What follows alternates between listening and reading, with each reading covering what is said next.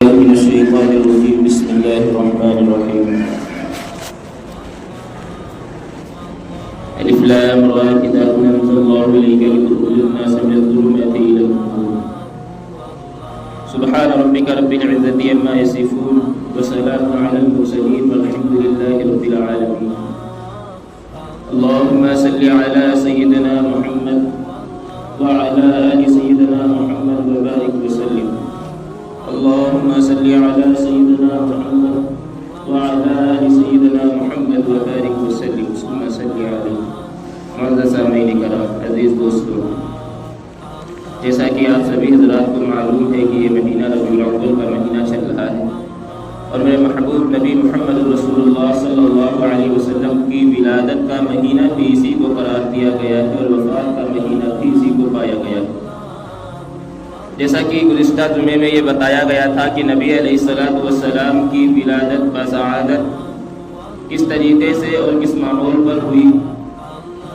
میں نے یہ بھی عرض کیا تھا کہ اللہ رب العزت جب کسی بندے کو کسی انعام سے کسی اعجاز سے نوازتا ہے تو پہلے اس کو پرکھتا ہے کہ بندہ اس لائق ہے یا نہیں لائق ہے. ہر انسان کی یہی سوچ یہی فکر ہوتی ہے کہ جب کوئی بندہ کوئی کام کرواتا ہے تو پہلے کاریگر کو پرکھتا ہے کہ یہ بندہ اس کام کو کر لے گا یا نہیں کر لے گا. چنانچہ اسی طریقے سے نبوت اور رسالت دینے کے معاملے میں اللہ رب العزت نے پہلے اپنے انبیاء علیہ السلام کو آزمایا، حتی الامکان اس سے پہلے ان کے ورثہ، ان کے والدین اور دادا لوگوں کو آزمایا. چنانچہ نبی علیہ السلام کی ولادت بسعادت سے پہلے 3 پیڑھیوں کو آزمایا گیا. جیسا کہ گزشتہ جمعے میں بتایا تھا کہ سب سے پہلے آپ علیہ نبی علیہ السلام کے پر دادا کا انتقال ہوا تو دادا یتیم ہو گئے اور نبی علیہ السلام کے دادا کی موجودگی میں آپ علیہ نبی علیہ السلام ابھی رحم مادر میں تھے کہ ابا جان کا بھی انتقال ہو گیا. اس کے بعد چند دن گزرے ہی تھے کہ نبی علیہ السلام کی ابھی عمر 6 سے 12 سال کی مدت میں کے درمیان میں ہی تھی کہ آقا نبی علیہ السلام کے دادا جان عبدالمطلب کا بھی انتقال ہو جاتا ہے. اس کے بعد میں نے یہ عرض کیا تھا کہ نبی علیہ السلام کی عمر مبارک 6 سال کی تھی. اس درمیان میں جو واقعات پیش آئے تھے وہ بھی میں نے آپ لوگوں کے سامنے رکھے تھے. اس کے آگے چلتے ہیں تو ایک وقت ایسا آتا ہے جس کا تذکرہ اللہ رب العزت نے والضحیٰ کے اندر فرما دیا کہ اے نبی جی، کیا میں نے آپ کو جب بھولا پایا کہ آپ راستے کو بھٹک گئے تھے تو کیا میں نے آپ کو راستہ نہیں دکھایا تھا؟ تو نبی علیہ السلام کے اس اللہ رب العزت کے اس فرمان کی جو روشنی ہے وہ اس حدیث پہ جاتی ہے جو عام طور پہ رائج نہیں ہے، لیکن میں آپ لوگوں کے سامنے بتا رہا ہوں کہ ایک وقت ایسا آیا تھا کہ نبی علیہ السلام کھیلتے تھے مکے کی گلیوں کے اندر. مکے کی گلیاں بڑی ہی باریک اور نکیلے پتھر والی تھی. نبی علیہ السلام بچپن کی حالت میں مکے کی گلیوں کے اندر گم ہو گئے. چنانچہ ادھر سے ابو جہل آپ کے چچا آ رہے تھے کسی قافلے کے ساتھ میں، تو نبی علیہ السلام کو دیکھا، بیٹا محمد آپ کیسے؟ تو آپ علیہ السلام کو ابو جہل کے ذریعے اللہ کے نبی علیہ السلام کو ان کے گھر تک واپس پہنچایا. یہ 6 سال کی عمر میں ایسا واقعہ پیش آیا. اس کے بعد عمر بڑھتی گئی، لوگ دور ہوتے گئے، یہاں تک کہ آپ علیہ نبی علیہ السلام کی عمر 25 سال کی پہنچی. آپ علیہ نبی علیہ السلام اپنے چاچا کے ساتھ رہنے لگے اور چاچا کو یہ فکر ہوئی کہ آپ کو تجارت کے اندر مہارت حاصل کرنی چاہیے. چنانچہ حضرت ام المؤمنین حضرت خدیجہ رضی اللہ تعالیٰ عنہ اس وقت رئیس الورثہ میں سے تھی. چنانچہ لوگ ان کے پاس جاتے تھے اور مال لیتے تھے، سامان لیتے تھے اور ان کے سامان کے ذریعے سے تجارت کیا کرتے تھے.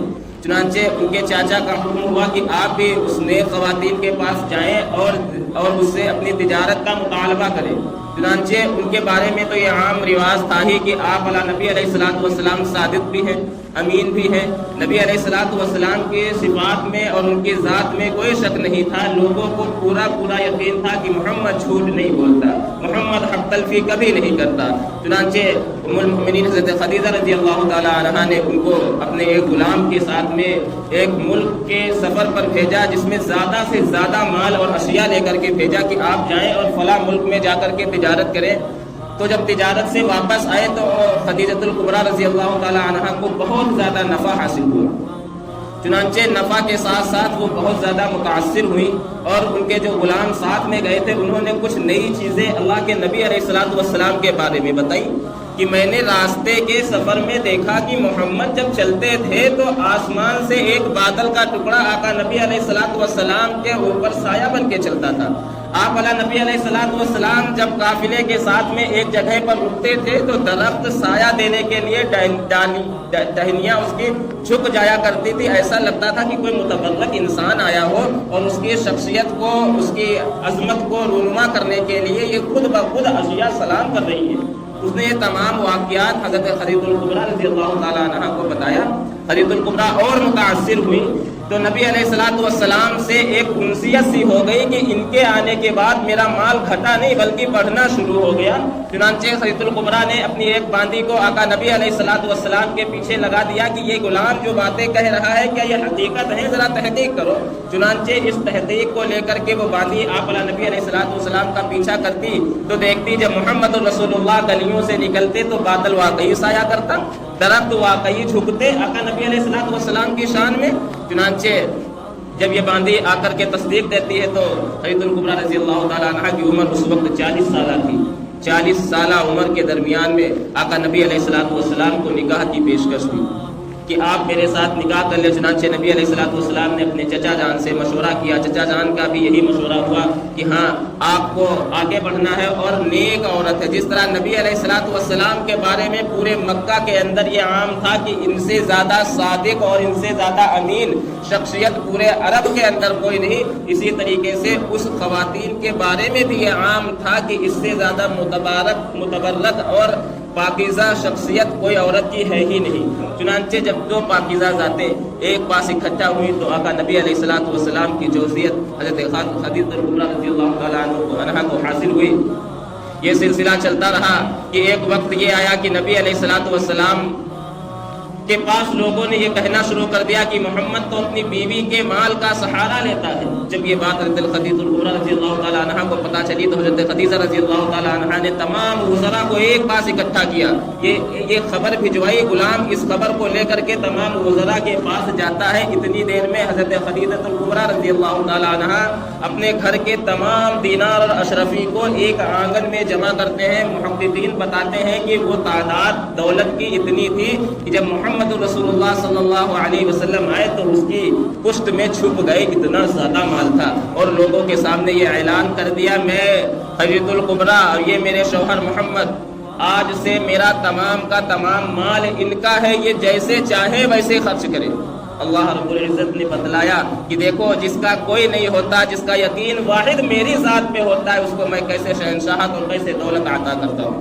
اللہ رب العزت نے اس وقت کی سب سے امیر ترین عورت کا خاوند بنایا، خاوند بنانے کے بعد پوری ملکیت پر مالک بنایا۔ اس کے بعد ایک وقت ایسا بھی آتا ہے کہ نبی علیہ الصلوۃ والسلام کے پاس وحی آتی ہے اور نبی علیہ الصلوۃ والسلام کو نبوت کے تاج سے سرفراز فرمایا جاتا ہے دنیا کے اندر۔ آخرت کے اندر تو بہت پہلے، جیسا کہ میں نے بتایا تھا کہ نبی علیہ الصلوۃ والسلام سے صحابہ اکرام نے پوچھا یا رسول اللہ آپ کو نبوت کے تاج سے کب سرفراز فرمایا گیا؟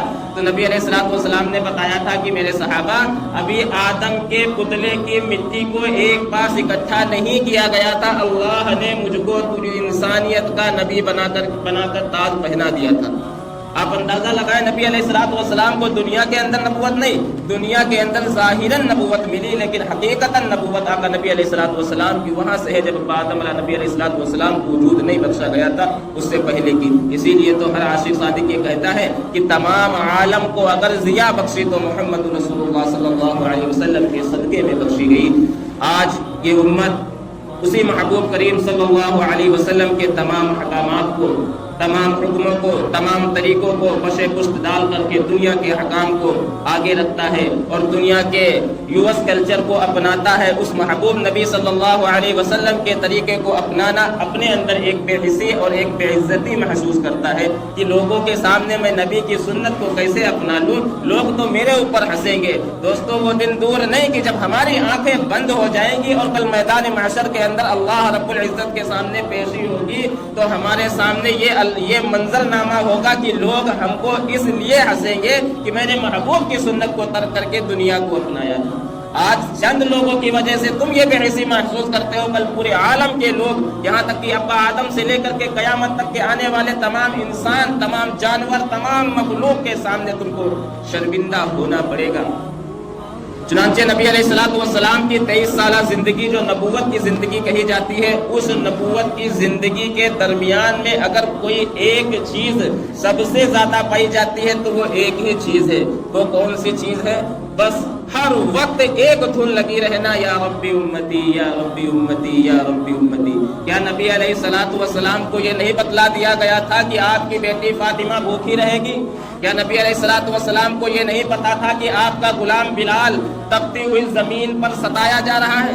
کیا نبی علیہ السلام کو یہ نظر نہیں آتا تھا نعوذ باللہ کہ عبد الرحمن جیسا ذلیل القدر صحابی بھوک کے مارے مرگی سے گر پڑتا تھا مسجد نبوی کے باہر؟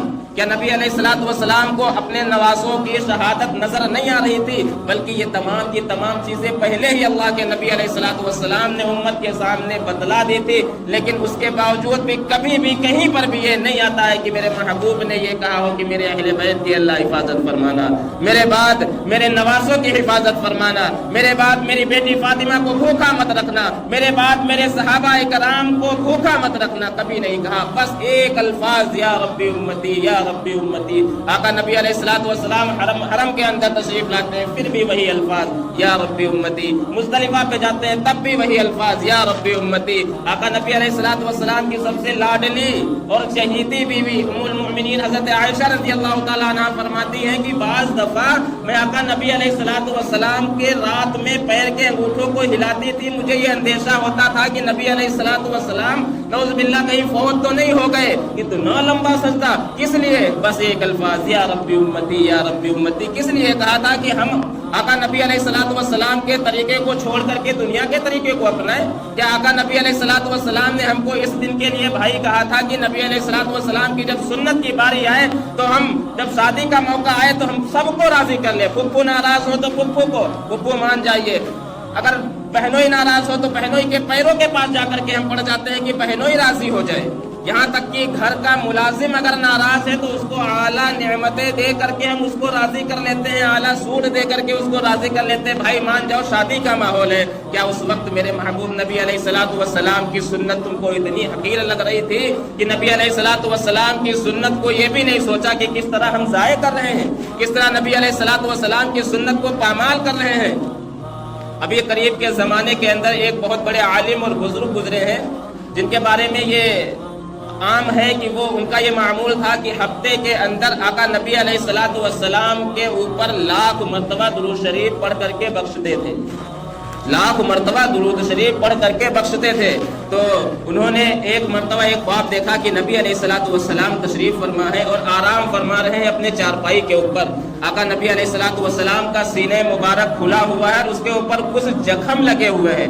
بے ساختہ وہ عاشق صادق جس نے دیکھا اس نے کہا یا رسول اللہ یہ زخم آپ کے سینے مبارک پر کیسے ہیں، کس نے لگائے؟ بے شک کسی کفار اور مشرکین جو لوگ آپ کی موجودگی میں، آپ کی بعثت کے درمیان، آپ کی نبوت کے اعلان کے درمیان آپ کے اوپر عطلیہ پھینکتے تھے، بالغ بچوں کو پتھر مارنے کے لیے لگا دیتے تھے، آپ کے گھر کے سامنے کوڑا ڈال جاتے تھے، وہی لوگ آج بھی آپ کو تکلیف دے رہے ہوں گے۔ میرے محبوب نبی علیہ السلام فرماتے ہیں اے میرے پیارے امتی، یہ زخم اگر غیروں کے ہوتے تو میں سہم کرتا، اگر غیروں کے ہوتے تو میں سہم کرتا، یہ زخم کسی غیر کے نہیں، کسی کافر اور مشرک کے نہیں، یہ زخم تو ان لوگوں کے ہیں جن لوگوں کے دل میں اتنا بڑا یقین ہے کہ کل میدان محشر کے اندر میرا محبوب میری شفاعت فرمائے گا۔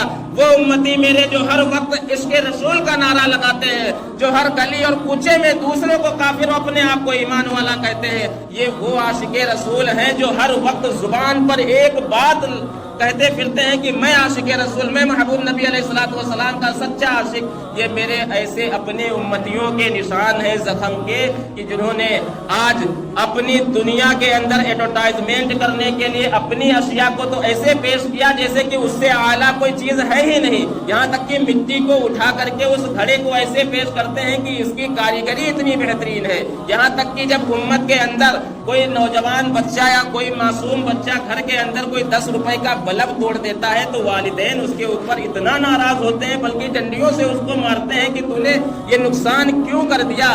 آج میں اپنے انہی امتیوں کے درمیان یہ چیز محسوس کرتا ہوں کہ میری سنت اتنی چھوٹی ہو گئی, ان کی نظر میں ایک بلب سے زیادہ کم قیمت رکھنے والی میری ایک سنت ہے. میرا ایک چھوٹا امتی آج والدین کے سامنے سنتوں کو ترک کرتا رہتا ہے, لیکن ہمارے دل میں, ہمارے سر کے اندر جوئی نہیں رینگتی کہ یہ سنت کو کیوں ترک کر رہا ہے. بچہ کھانا کھا رہا ہے تو غلط طریقے سے کھا رہا ہے, بچہ پیشاب کرنے جا رہا ہے تو غلط طریقے سے جا رہا ہے, بچہ غسل کر رہا ہے تو غلط طریقے سے کر رہا ہے. آج میرے انہی امتیوں کے نزدیک ایک بلب کی قیمت زیادہ ہو گئی, لیکن میری سنت کی اہمیت ان کے نزدیک کچھ نہیں, اسی لیے تو اپنے بچوں کو ایسی ترغیب نہیں دیتے. تو میرے پیاروں, انہوں نے بتایا کہ یہ میرے اپنوں کے زخم ہے, جو کہتے تو ضرور ہے کہ میں محبوب نبی علیہ الصلوۃ والسلام کا امتی ہوں اور ان کی شفاعت میں حصہ لوں گا, لیکن جب بات میری سنت کی آتی ہے, میرے طریقے کی آتی ہے, تو میرا طریقہ نہیں اپناتے, غیروں کا طریقہ اپناتے ہیں, غیروں کی باتوں کو مانتے ہیں, غیروں کے لباس کو پہنتے ہیں, صبح اٹھتے سب سے پہلے اگر تر کرتے ہیں تو میرے چہرے جیسا چہرہ نہیں رکھتے. جب دسترخوان پر بیٹھتے ہیں تو ان لوگوں نے عجیب ڈھنگ کر کے لوگوں کے درمیان کھانا کھاتے ہیں, کھڑے ہو کر کے کھانا. اللہ اکبر. آپ اندازہ لگائیں, اگر کسی دنیا کی ماں سے یہ کہا جائے کہ یہ تمہارے بچے کا فوٹو ہے, یہ تمہارے بچے کا فوٹو ہے, اس کو آگ میں ڈال دو یا پھاڑ کے پھینک دو, اس وقت کی کوئی ماں اپنے بیٹے کی فوٹو دیکھ کر کے یہ نہیں اس کو ہوگا کہ وہ اپنے بیٹے کی فوٹو پھاڑ دے یا آگ میں ڈال دے. وہ کہے کہ اگر آپ کو پسند نہیں تو میں رکھے لے لیتی ہوں, آپ مت دیکھو. لیکن آپ اندازہ لگائیں, کل میدان محشر کے اندر جس بندے کے اوپر نبی علیہ الصلوۃ والسلام کے جیسی صورت لے کر کے اللہ کے حدود پیش ہوگا, اللہ رب العزت کے سامنے کھڑا ہوگا اور اللہ رب العزت دیکھ کر کے یہ فرمائے گا کہ یہ تو میرے محبوب مصطفیٰ صلی اللہ علیہ وسلم کی کاپی بن کر آیا ہے. آپ اندازہ لگائیں کہ آپ کو اللہ رب العزت جہنم کے اندر پھینکے گا. اللہ رب العزت اپنے محبوب کی شبیہ کو دیکھے گا اور کہے گا کہ اس کو جہنم میں پھینک دو. آپ کے اعمال چاہے جتنے ہی خراب ہوں, آپ کے نامہ اعمال میں نیکیاں چاہے جتنی ہی کم کیوں نہ ہو, لیکن جب بات محبوب نبی علیہ الصلوۃ والسلام کے طریقے کی آئے گی, ان کی صورت جیسی صورت کی آئے گی, تو میرا محبوب رب اتنا کریم ہے, وہ اپنے محبوب نبی علیہ الصلوۃ والسلام کی جیسی صورت والوں کو کبھی جہنم میں نہیں پھینک سکتا, نہیں پھینک سکتا, نہیں پھینک سکتا. تو میرے پیاروں, اگر آج اس دور کے اندر سب سے زیادہ جو کمی پائی جا رہی ہے, نوجوان ہو, بوڑھے ہو, جوان ہو یا بچے ہو, سب سے زیادہ کمی ہم کو نبی علیہ الصلوۃ والسلام کی سنتوں کی پائی جاتی ہے. نبی علیہ الصلوۃ والسلام کے سامنے حدیث مبارکہ کی روشنی میں آپ کو بتلاتا ہوں کہ ہر جمعرات کے دن آقا نبی علیہ الصلوۃ والسلام کی امت کے ہر فرد کے پورے ہفتے کے اعمال پیش کیے جاتے ہیں اور یہ بتلایا جاتا ہے, یا رسول اللہ یہ فلاں بن فلاں کے اعمال ہے, دیکھو ذرا اس میں کیا صحیح ہے کیا غلط. آپ اندازہ لگاؤ, پورا ہفتہ ہو جاتا ہے. اس انداز میں ہمارے نامہ اعمال ہمارے محبوب نبی علیہ الصلوۃ والسلام کے سامنے پیش کیے جاتے ہوں گے کہ پورے نامہ اعمال کے اندر ایک طریقہ نبی علیہ الصلوۃ والسلام کے طریقے کے موافق نہیں ہوتا. کیا ہم چپل پہنتے ہیں, کیا نبی علیہ الصلوۃ والسلام کے طریقے کے موافق پہنتے ہیں؟ کیا ہم غسل کرتے ہیں نبی علیہ الصلوۃ والسلام کے طریقے کے موافق کرتے ہیں؟ کیا ہم کھانا کھاتے ہیں نبی علیہ الصلوۃ والسلام کے طریقے کے موافق کھاتے ہیں؟ میرے بھائیوں, اس سے کام نہیں چلے گا. جب تک ہم کو مضبوطی نہیں مل سکتی تب تک ہم آقا نبی علیہ الصلوۃ والسلام کی سنت پر عمل نہیں کر سکتے. اگر عمل کرنا ہے تو ہم کو سچا عشق کرنا پڑے گا. صرف ایسے کرنے سے عشق ثابت نہیں ہوتا. سال میں ایک مرتبہ ہاتھ اٹھا کر کے نعرہ لگانے سے عاشق نہیں بن جاؤ گے. جب تک سال کے 365 دن نبی علیہ الصلوۃ والسلام کے کردار کے موافق آپ کا کردار نہ ہو جائے, جب تک نبی علیہ الصلوۃ والسلام کے طریقے کے موافق آپ کا طریقہ نہیں ہو جائے. آج یہ دیوانے, یہ اللہ والے, یہ بزرگ ہستیاں کیوں سر پر امامہ باندھے گھومتی ہے؟ کیا ان کے گرمی نہیں لگتی؟ یہ کیوں لمبا چوڑا کرتا پہن کر گھومتی ہے؟ کیا ان کے گرمی نہیں لگتی؟ کیا ان کا ذوق نہیں کہ ان کے ذہن میں یہ گمان نہیں آتا کہ یہ رنگ برنگے کپڑے پہنے؟ کیا ان کے پاس خواہشاتیں مر گئی ہیں؟ بس اسی بنا پر پہنتی ہیں. کوئی اللہ والا کہتا ہے کہ جب میری حاضری آقا نبی علیہ الصلوۃ والسلام کی موجودگی میں اللہ رب العزت کے سامنے ہوگی تو میں اسی حلیہ کے ساتھ آقا اللہ رب العزت کی بارگاہ میں کھڑا ہوں گا. کہ میرے اعمال تو اس لائق نہیں کہ میری بخشش کی جائے، ہاں اتنا ضرور ہے میں حلیہ اس لیے بنائے ہوں، کل قیامت کے دن اللہ سے یہ کہوں گا تیرے محبوب کی یا رب شباہت لے کے آیا ہوں، حقیقت اس کو تو کر دے میں صورت لے کے آیا ہوں، حقیقت اس کو تو کر دے میں صورت لے کے آیا ہوں۔ اگر اعمال نہیں ہے تو کم سے کم صورت ہی محبوب کی بنا لو، اللہ کی قسم اللہ کبھی ہلاک و برباد نہیں کرے گا ایسے شخص کو جس کی شبیہ محمد الرسول اللہ صلی اللہ علیہ وسلم سے ملتی ہو، جس کے بچوں کے کردار، جس کے بچوں کا اٹھنا بیٹھنا آقا نبی علیہ الصلوۃ والسلام کے طریقے پر ہو۔ آج ہوم ورک نہ کرے تو بچے کی پٹائیاں ہوتی ہے، صبح سے شام تک بچہ نبی علیہ الصلوۃ والسلام کی سنتوں کو ترک کرتا رہے تو کوئی پٹائی نہیں۔ کیا اسکول کی پڑھائیاں ہوم ورک زیادہ اہمیت رکھتی ہے نبی علیہ الصلوۃ والسلام کی نزدیک؟ آج ہماری مینٹالٹی میں، ہماری سوچوں کے اندر یہ چیز بیٹھ گئی ہے کہ دنیا ہی سب کچھ ہے، اسی لیے ہم آخرت کی فکر کو چھوڑے بیٹھے ہیں۔ میرے بھائیوں، یہ چند روزہ زندگی ہے، ختم ہو جائے گی۔ کسی بزرگ نے کہا ہے کہ جتنا اس دنیا کے اندر رہنا ہے اتنا اس دنیا کے لیے دنیا میں رہ کر کے محنت کرو، اور جتنا آخرت کے لیے اندر رہنا ہے اتنا دنیا میں رہ کر کے آخرت کے لیے محنت کرو۔